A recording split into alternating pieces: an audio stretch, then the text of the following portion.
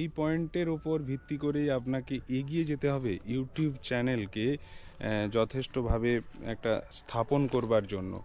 আর এগুলোর সাথে আপনাকে অবশ্যই যেগুলো নজর দিতে হবে সেগুলো, তাদের মধ্যে যেটা রয়েছে আপনার ইউনিকনেস, মানে আপনি যে একটা, আপনার যে কন্টেন্ট অন্যের থেকে একেবারে আলাদা, সেই জায়গাটা আপনাকে তৈরি করতে হবে।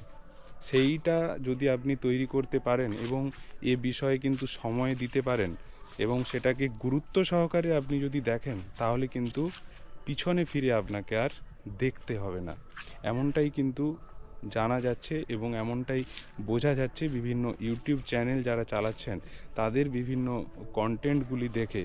কারণ এখান থেকে আপনি আর্নিংয়ের একটা উদ্দেশ্য আপনার অবশ্যই থাকছে, কিন্তু সেই উদ্দেশ্যটাকে সফল করতে গেলে আপনাকে যথেষ্ট পরিমাণে এটাতে সময় দিতে হবে এবং গুরুত্ব